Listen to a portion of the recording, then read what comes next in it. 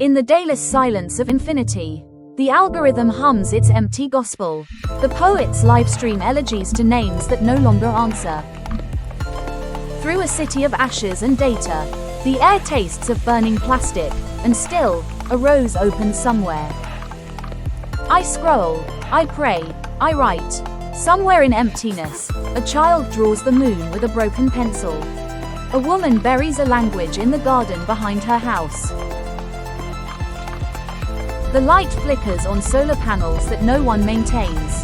The archive burns faster than memory, and silence has become contagious. Between two abysses, between two waves of sadness. After extinction, the unspoken word persists. After the virus, touch is a metaphor. This poem is a shelter written from recycled fragments of faith. An image, a whisper, a headline, a scar. It is small, faint as breath on a hospital mask, but it lives. Its walls are ruins, but its window catches the moon rain. I write not to forget. The scream of the silence. This page is a map of collapsed bridges. This poem is a scaffolding. After all languages have been erased like cities, and syntax buried under rubble and rumor. Here, in the ruin, someone wrote a message on cracked plaster, a whisper on recycled glass.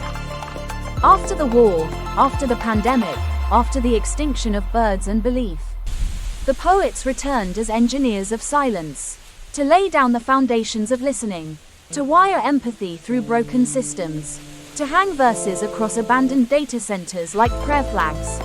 The poem from the page leaks through devices, drifts through cables, appears as code, as graffiti, as the breath behind your screen. Someone types, "The world between waters still exists." Another one answers, "I have seen its reflection in a puddle of oil." We are building with what remains. Ashes, hashtags, the memory of water. We are writing new language that no longer obedient becomes wild again, half prayer, half protest, half song, half static. In this fractured network, the poet carries no flag, only a handful of syllables to patch the sky. Every poem is a bridge, every reader is a builder, every verse, a plank. Here, I pray for all who seek the paths of the earth and heaven to find a temple of words. I pray for islands eaten by the sea, for forests erased from satellites, for the lost pronouns of extinct languages. In our hearts, frightened beasts and white angels live their solitary winter. Words flicker, faint as fireflies.